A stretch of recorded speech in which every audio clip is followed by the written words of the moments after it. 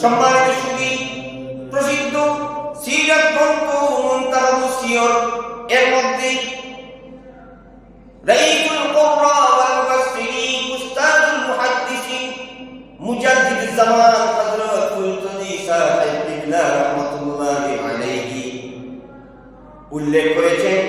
হযরত আল্লামা কাসতালানি রাহমাতুল্লাহি আলাইহি এবং ইমাম হাযমি রাহমাতুল্লাহি আলাইহি কোরআন দিয়ে উল্লেখ করেছেন আল্লাহর হাবিব আকা ওয়া মাওলানা তাবিদারে মদিনা সরকারে দু আলম নূরে মুজাসসাম হযরত মুহাম্মদুর রাসূলুল্লাহ সাল্লাল্লাহু আলাইহি ওয়া আলিহি ওয়াসাল্লাম যখন 50 বছর বয়সে উপনীত হলেন, 40 ঊর্ধ্ব বয়সে আল্লাহর হাবিবের নবুয়ত রিসালাত ইজহার হয়েছে।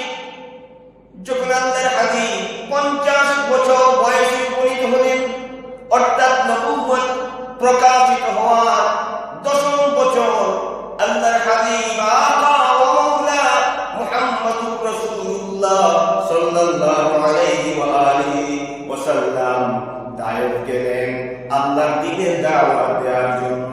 সুবহানাল্লাহ।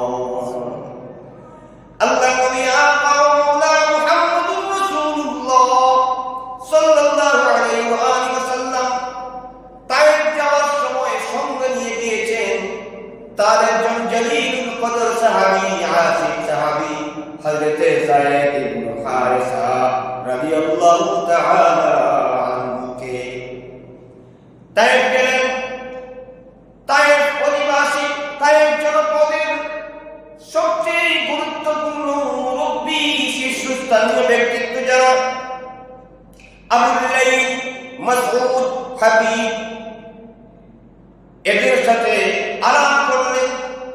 আবুল লাইল, মাসউদ, হাবিব এই ব্যক্তিবর্গের সাথে রাসূলুল্লাহ সাল্লাল্লাহু আলাইহি ওয়া আলিহি ওয়াসাল্লাম বৈঠক করলেন।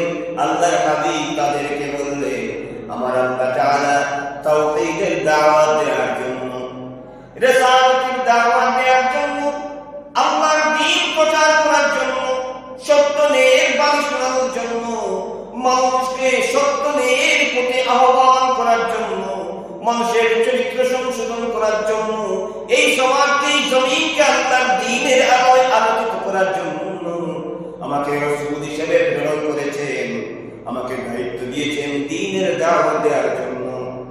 এবার আমি আপনাদেরকে দাওয়াত দিচ্ছি, আপনাদের সাথে পরামর্শ করতে চাই তায়েফবাসীর কাছে আমি আমার এই মেসেজ কিভাবে পৌঁছাবো। যখন রাসূলুল্লাহ সাল্লাল্লাহু আলাইহি ওয়া আলিহি ওয়াসাল্লাম তায়েফের নেতৃস্থানীয় এই ব্যক্তি বর্গের সাথে এইগুলো আলোচনা করলেন, তাদের মধ্য থেকে একজন বলল, তোমাকে যদি নবী বানানো হয় তাহলে তুমি কেন পা টেনে টেনে মানুষের ধারে ধারে ঘুরছো? যদি বলেন নাউযুবিল্লাহ, রাসূলুল্লাহ শানে অপমানজনক কথা বলল। হে মুহাম্মদ সাল্লাল্লাহু আলাইহি ওয়া আলিহি ওয়াসাল্লাম, যদি আল্লাহ তাআলা তোমাকে নবী বানান তাহলে তুমি কেন পা টেনে টেনে মানুষের ধারে ধারে ঘুরছো? তোমাকে নবী বানালে মানুষ তোমার কাছে যেত, তুমি মানুষের কাছে যেতে হতো না। আরেক ব্যক্তি বলল, আল্লাহ তাআলা কি তোমাকে নবী বানালেন, তুমি ছাড়া এই মক্কায়, এই আরবে আর কোনো মানুষকে পেলেন না? যদি বলেন নাউযুবিল্লাহ। এহানত করে আরেকজন বলল, তুমি যদি সত্য নবী হও তাহলে তুমি তো অনেক বড় লোক, আর এত বড় লোকের সাথে আমি কথা বলতে পারি না, আমি কথা বলবো না। আর যদি তুমি মিথ্যা নবী হও, মিথ্যাবাদী হও, তাহলে তো মিথ্যাবাদীদের সাথে কথা না বলাই ভালো। সে কথাই বলতে চাই, তুমি যদি সত্য নবী হয়ে থাকো তাহলে তুমি অনেক বড় পর্যায়ে। এহানত করে, ইনসাফ করে তারা এইভাবে অপমানজনক কথাবার্তা বলতে লাগলো। তথাপি আমার নবী আকা ওয়া মাওলা তাবিদারে মদিনা সরকার দু আলম নূরে মুজাসসাম নবীনা শফীনা হযরত মুহাম্মদুর রাসূলুল্লাহ সাল্লাল্লাহু আলাইহি আলাইহি ওয়া আলিহি ওয়াসাল্লাম মনের মধ্যে কোনো কষ্ট নিলেন না, মনক্ষুণ্ণ হলেন না। আল্লাহর হাবিব তারপর এত অপমানজনক কথাবার্তা শোনার পরেও রাসূলুল্লাহ সাল্লাল্লাহু আলাইহি ওয়া আলিহি ওয়াসাল্লাম তাদের সাথে আলোচনা করলেন, তাদেরকে মাধুর্যপূর্ণ প্রাঞ্জল ভাষায়, শালীন ভাষায়, মাধুর্যপূর্ণ ভাষায় তাদেরকে বোঝানোর চেষ্টা করলেন। কিন্তু তারা বুঝতে চাইল না। তাদের মধ্যে এক ব্যক্তি আবুল লাইথ ইবনু আব্দ কালাম, তায়েফের অত্যন্ত দুষ্ট প্রকৃতির লোক। ওই ব্যক্তি কিছু দুষ্ট লোককে রাসূলুল্লাহ সাল্লাল্লাহু আলাইহি ওয়া আলিহি ওয়াসাল্লামের পিছনে লেলিয়ে দিল, যাতে করে তারা আল্লাহর হাবিব সাল্লাল্লাহু আলাইহি ওয়া আলিহি ওয়াসাল্লামকে পাথর দিয়ে আঘাত করে, পাথরের আঘাতে জর্জরিত করে করে তায়েফ থেকে বের করে দেয়। নাউযুবিল্লাহ। ওই দুষ্ট লোকগুলো আমার নবী, নূরের নবী, নূরে মুজাসসাম, নূরুন আলা নূর, মুহাম্মাদুর রাসূলুল্লাহ সাল্লাল্লাহু আলাইহি ওয়া আলিহি ওয়াসাল্লাম নূরানি বদন মুবারকে পাথর দিয়ে আঘাত করতে লাগলো। যিনি বলেন নাউযুবিল্লাহ। কোন বদন মুবারক? এই জিসমে আতর শরীফ। কেমন জিসমে আতর শরীফ? যে জিসমে পাকি, যে বদন মুবারকে কোনদিন কোনো মশাও বসেনি, কোনদিন কোনো মাছিও বসেনি। বুঝতে পেরেছেন? আল্লাহ তাআলা এই নূরানি বদনওয়ালা মুহাম্মাদুর রাসূলুল্লাহ সাল্লাল্লাহু আলাইহি ওয়া আলিহি ওয়াসাল্লামকে এমন মর্যাদা দিয়েছেন, আল্লাহর কোন মাখলুক আল্লাহর হাবিবের সাথে কোন ধরনের বেআদবি করেনি। तमाम মাখলুক, तमाম সৃষ্টি আল্লাহর হাবিবকে চিনত, সম্মান করত। কেবল অবাধ্য মানুষ, অবাধ্য জিন্নাত ব্যতীত কোন মশা কোনদিন আল্লাহর হাবিবকে, আল্লাহর হাবিবের শরীরে বসে আঘাত করেনি। কোন মাছি আল্লাহর হাবিবকে কোনদিন ডিস্টার্ব করেনি। এমন বদন যে জিসমে আতর শরীফ সম্পর্কে ইমাম বুখারী রাহমাতুল্লাহি আলাইহি কাসীদাতুল বুরদা শরীফের মধ্যে বলেছেন, ফামা বালাগুল ইলমি ফীহি আন্নাহু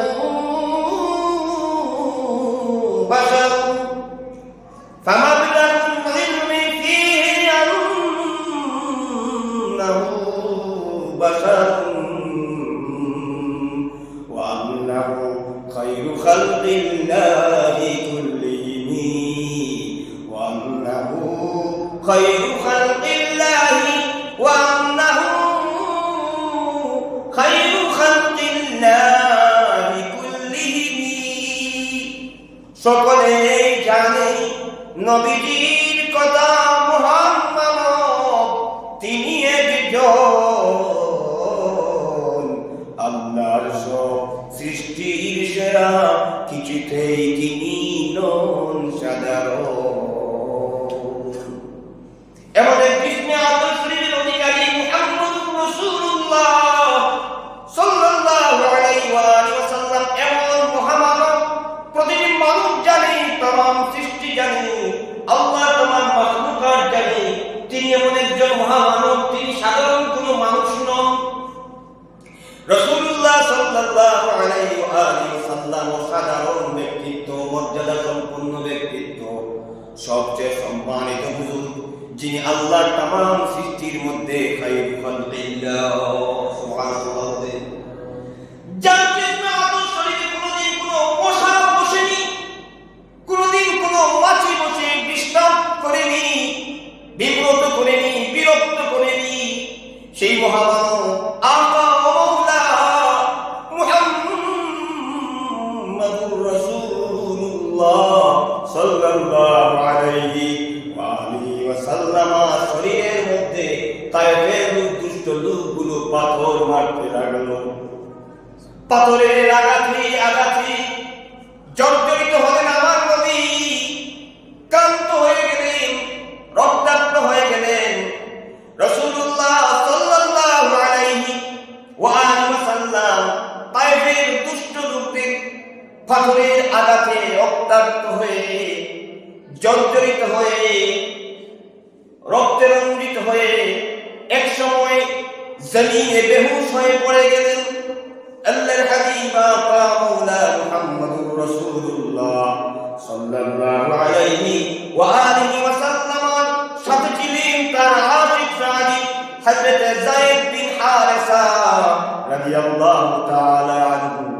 তিনি আল্লাহর হাবিবকে রক্ষা করার জন্য বারবার রাসূলুল্লাহর সম্মুখে গিয়ে পাথরের আঘাত থেকে আল্লাহর হাবিবকে রক্ষা করার জন্য নিজের জীবনকে উৎসর্গ করে দিয়েছেন।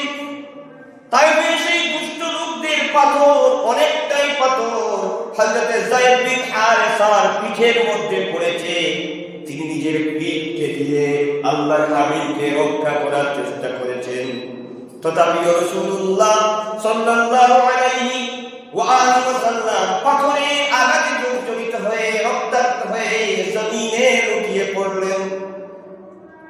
যখন রাসূলুল্লাহ সাল্লাল্লাহু আলাইহি ওয়া আলিহি ওয়াসাল্লাম ক্লান্ত হয়ে জমিনে বসে পড়লেন, লুটিয়ে পড়লেন, সেই তায়েফে দুষ্ট লোকগুলো একটুও মায়া লাগলো না, মমতা লাগলো না, ভালোবাসা হলো না, সহানুভূতি সৃষ্টি হলো না। দয়াহীন পাষাণ্ড হৃদয়ের অধিকারী, পাথর দিলের অধিকারী, প্রচন্ড সীমার দুষ্ট লোক, তারা এবার রাসূলুল্লাহ সাল্লাল্লাহু আলাইহি ওয়া আলিহি ওয়াসাল্লামের দুই কাঁধ মুবারকে ধরে তারা আল্লাহর হাবিবকে দাঁড় করালো। দাঁড় করিয়ে এবার আবার পাথর মারতে লাগলো। যিনি বলেন নাউযুবিল্লাহ। পাথরের আঘাতে আঘাতে জর্জরিত হয়ে, রক্তাক্ত হয়ে আল্লাহর হাবিব আবার জমিনে বেহুশ হয়ে, ক্লান্ত হয়ে জমিনে বসে পড়লেন। আবার তারা দাঁড় করালো, পাথরের আঘাতে জর্জরিত করলো। আবার আল্লাহর হাবিব ক্লান্ত হয়ে, জর্জরিত হয়ে জমিনে বসে পড়লেন। আবার তারা আল্লাহর হাবিবকে দাঁড় করালো। এইভাবে পাথরের আঘাতে জর্জরিত হতে হতে রাসূলুল্লাহ সাল্লাল্লাহু আলাইহি ওয়া আলিহি ওয়াসাল্লাম সামনের দিকে অগ্রসর হতে লাগলেন। তার পাথর দিয়ে আঘাত করে আল্লাহর হাবিব রক্তে রঞ্জিত হন, রক্তে রঞ্জিত হয়ে, রক্তাক্ত হয়ে বেহুশ হয়ে জমিনে পড়েন। আর তারা হাসাহাসি করে, অট্টহাসি দেয়, জুড়ে বলেন নাউযুবিল্লাহ। মানুষ এত নির্দয় হতে পারে? মানুষ কি এত পাথর দিয়ে হতে পারে? মানুষ কি মানুষের সাথে এমন আচরণ করতে পারে? যদি মানুষের মধ্যে মনুষ্যত্ব থাকে না, মানবিকতা হারিয়ে ফেলে, বিবেক বোধ হারিয়ে ফেলে, মানুষের ধীর যখন মুগ্ধা হয়ে যায়, তখন মানুষের আর মানবিক চরিত্র থাকে না, মানুষ পশুতে রূপান্তরিত হয়ে যায়। দুরূদ পড়েন আল্লাহুম্মা সাল্লি সাইয়্যিদিনা মাওলানা মুহাম্মদ ওয়া আলা আলি সাইয়্যিদিনা। সম্মানিত সুধী, সিরাত গ্রন্থে উল্লেখিত আছে আল্লাহর হাবিব পুরো শরীর মুবারক রক্তাক্ত হয়ে গেলেন, জুতা মুবারকের উপর পর্যন্ত রাসূলুল্লাহ সাল্লাল্লাহু আলাইহি ওয়াসাল্লাম লাল হয়ে গেলেন, রক্তাক্ত হয়ে গেলেন। এতে অগ্রসর হতে হতে পাথরের আঘাতে জর্জরিত হয়ে হয়ে সামনে অগ্রসর হলেন। উতবা এবং সাইবা তাদের একটি বাগান ছিল। সেই বাগানে আল্লাহর হাবিব বিশ্রাম নেওয়ার জন্য কিছুক্ষণ বসলেন। দূর থেকে উতবা সাইবা দেখলো, তারা বুঝতে পারলো ইতিপূর্বে মুহাম্মদ সাল্লাল্লাহু আলাইহি ওয়া আলিহি ওয়াসাল্লাম যেহেতু রক্তাক্ত, সেহেতু তিনি নিশ্চয়ই নির্যাতিত হয়েছে। একটু তাদের দয়া হলো, তারা তাদের দাস উদাসকে দিয়ে কিছু বাগান থেকে কিছু তাজা আঙ্গুর পাঠালো। ওই উদাস রাসূলুল্লাহ সাল্লাল্লাহু আলাইহি ওয়া আলিহি ওয়াসাল্লামের দরবারে আঙ্গুরের খাঁচা নিয়ে আল্লাহর হাবিবের দরবারে হাজির হলো। আল্লাহর নবী আকা মাওলানা মুহাম্মাদুর রাসূলুল্লাহ সাল্লাল্লাহু আলাইহি ওয়া আলিহি ওয়াসাল্লাম ওই খাঁচা থেকে আঙ্গুর খাওয়া শুরু করলেন। প্রথমেই বললেন বিসমিল্লাহির রহমানির রহিম। যখন রাসূলুল্লাহ নূরানি জামানে এই বাক্য ওই উদাস ব্যক্তি শুনল, উতবা সাহেবের দাস উদাস শুনল, সে তাজ্জুব হলো। এবার সে আরজ করল, এই শহরে এমন বাক্য কে উচ্চারণ করে না, এটা আপনি কোথায় পেলেন? আল্লাহর নবী তাকে জিজ্ঞেস করলেন, তোমার বাড়ি কোথায়, তুমি কোন ধর্মের লোক? সে বলল, আমার বাড়ি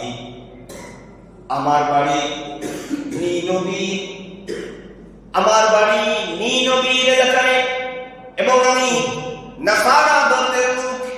আল্লাহর নবী বললেন, তাহলে তুমি আমার ভাই হযরতে ইউনূস ইবনে মাত্তা এলাকার লোক। যিনি বলেন সুবহানাল্লাহ, তুমি তো আমার ভাই ইউনূস ইবনে মাত্তা এলাকার লোক।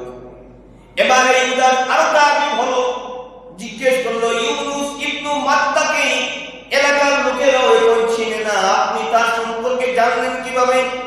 নবী বললেন, আমি হলাম একজন নবী আর তিনিও একজন নবী। সুবহানাল্লাহ বলেন, তিনি একজন নবী আর আমিও একজন নবী।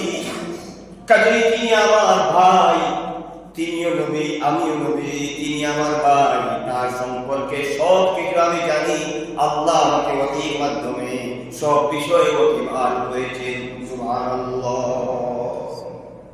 সময় শুনি যখন এই উদাস রাসূলুল্লাহ সাল্লাল্লাহু আলাইহি ওয়া আলিহি ওয়াসাল্লামের কাছ থেকে বিসমিল্লাহির রহমানির রহিম শুনলো, তাজ্জুব হলো। অন্যদিকে ইউনূস ইবনে মাত্তা আল্লাহর নবীর সম্পর্কে জানলো, আর তাজ্জুব হলো। রাসূলুল্লাহর নূরের চেহারার দিকে তাকাতে লাগলো, তার মধ্যে পরিবর্তন আসলো। এবার এই উদাস আল্লাহর হাবিবের প্রতি ঝুঁকে গেল, তাজিমে মুস্তক অবলম্বিত করে রাসূলুল্লাহ সাল্লাল্লাহু আলাইহি ওয়া আলিহি ওয়াসাল্লামের হাত মুবারক চুমু দিতে লাগলো এবং আল্লাহর হাবিবের পা মুবারক চুমু দিতে লাগলো। সুবহানাল্লাহ। কাসিদাতুল মুরতা শরীফের মধ্যে ইমাম বুসরি রাহমাতুল্লাহি আলাইহি বলেছেন, আয়াল ওয়ারা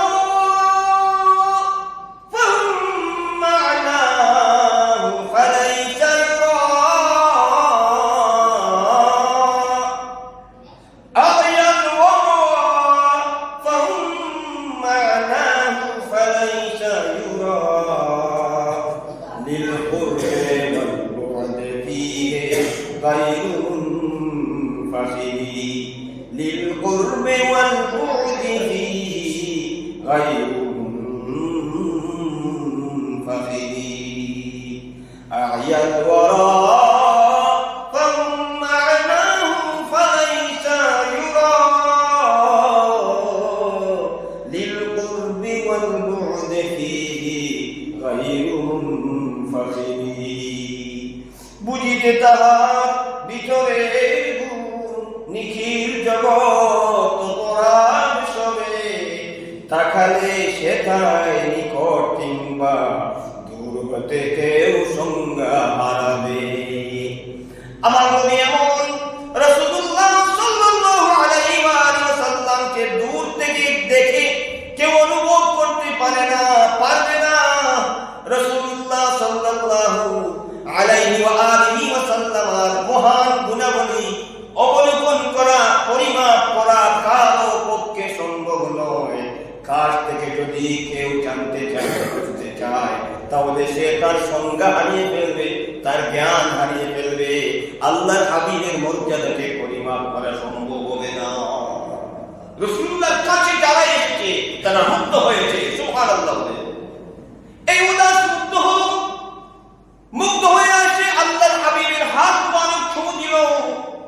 বারবার চুমু দিল। দূর থেকে উতবা সাহেবা দেখি চিন্তায় পড়ে গেল, আমাদের দাসটি নষ্ট হয়ে যাচ্ছে। তারা ওই দাসকে ডেকে নিয়ে সতর্ক করে দিল। সম্মানিত সুধী, আল্লাহর হাবিব আকা ও মাওলা মুহাম্মদুর রাসূলুল্লাহ সাল্লাল্লাহু আলাইহি ওয়া আলিহি ওয়াসাল্লাম কিছুক্ষণ পর উতবা সাহেবা সেই বাগানে কিছুক্ষণ বিশ্রাম নেওয়ার পর এবার রওনা হলেন।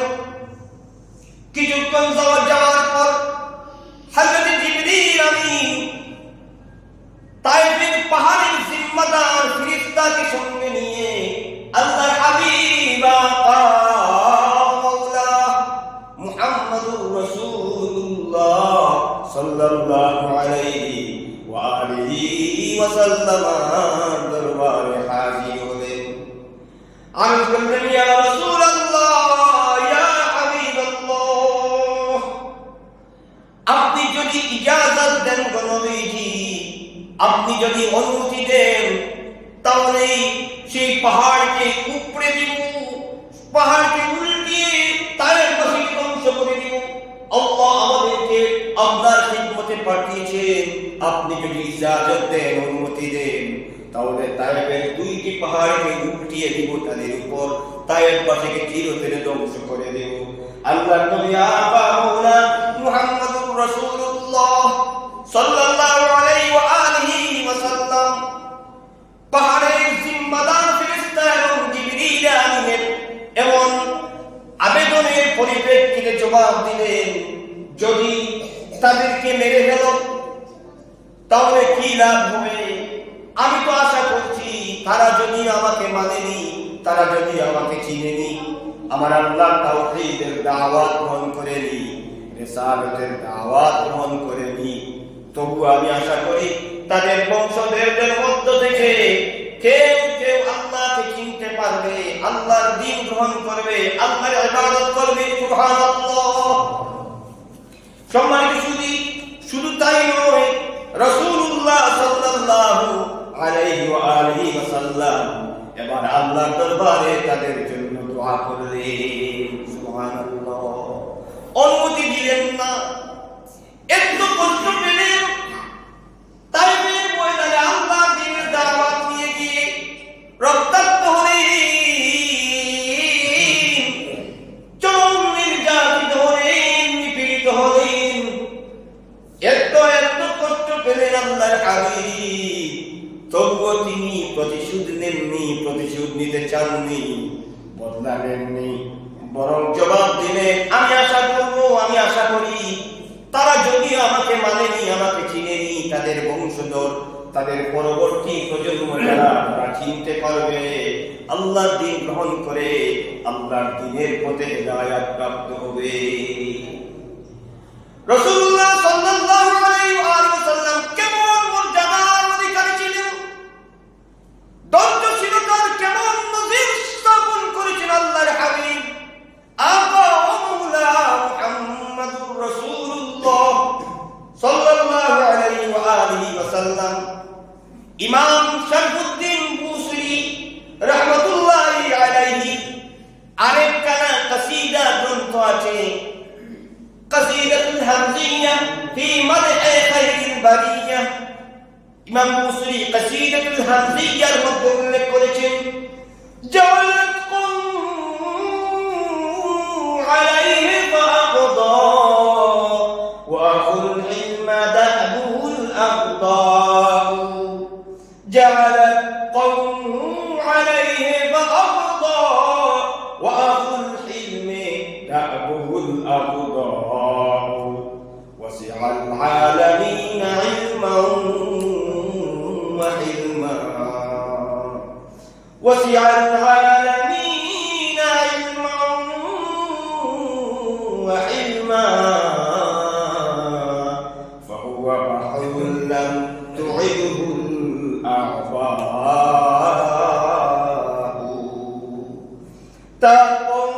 তার বিরুদ্ধে একজোট হয়ে ফয়সালা করলো, অথচ ধৈর্যশীল নবী যার স্বভাব হলো ক্ষমা করে দেয়া। সুবহানাল্লাহ। দুই জগতের ইলম ও হিলমে তিনি যত প্রশস্ত, মহাসমুদ্র, যাকে কোনো কষ্টই ক্লান্ত করতে পারবে না। সুবহানাল্লাহ।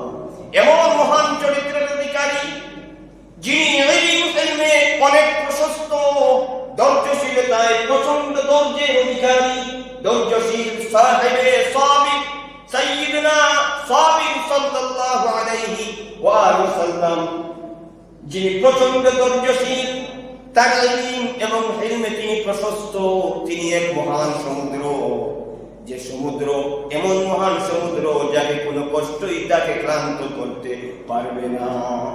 এত কষ্ট পাওয়ার পর আল্লাহর হাবিব জবাব দিলেন, আমি প্রতিশোধ চাই না, আমি তো তাদের ধ্বংস চাই না, বরং আমি আশা করি তাদের প্রজন্ম, তাদের পরবর্তী প্রজন্মের মধ্য থেকে কেউ না কেউ, হয়তো তাদের প্রজন্ম আবার আল্লাহর দ্বীন গ্রহণ করবে, মুসলমান হবে, আল্লাহর তাওহীদ রিসালাতের দাওয়াত গ্রহণ করবে। সুবহানাল্লাহ।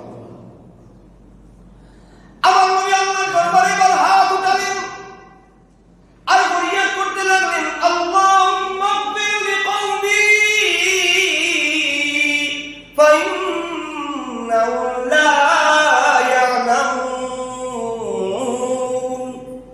আল্লাহুম্মা ইগফির লিকওমি ফাইন্নাহুম লা ইয়ালামুন। আইবারে ইলাহি, আমার কওমের জন্য আমি মাগফিরাত চাই, আমি তাদের জন্য ক্ষমা প্রার্থনা করি, আল্লাহ তাদেরকে মাফ করে দাও। ফাইন্নাহুম লা ইয়ালামুন, আমি যে তাদের নবী, আমি যে রাহমাতুল লিল আলামিন, আমি যে রাহমাতে আলম, আমি যে দু জাহানের সরদার, তাদের দুই জগতের কান্ডারি, আমি যে নূর নবী মুহাম্মদ সাল্লাল্লাহু আলাইহি ওয়া আলিহি সাল্লাম, এই বিষয়টি তারা জানতে পারেনি, তারা বুঝতে পারেনি, তারা জানেনি, তারা চিনতে পারেনি। আইবারে ইলাহি, তারা আমাকে চিনতে পারেনি, আমি ভিক্ষা চাই, তাদেরকে শাস্তি দিও না, তাদেরকে আযাব দিও না, তাদেরকে মাফ করে দাও। এই জন্য আল্লাহ বলেছেন, ফা'ফু আনহুম ওয়াস্তাগফির লাহুম। আমার রাসূলুল্লাহর একটি স্বভাব হলো, যদি আল্লাহর হাবিবকে কেউ কষ্ট দেয়, আল্লাহর নবী আকা মাওলা মুহাম্মদুর রাসূলুল্লাহ সাল্লাল্লাহু আলাইহি ওয়া আলিহি ওয়া সাল্লাম তাদেরকে মাফ করে দেন। শুধু তাই নয়, ওয়াস্তাগফির লাহুম,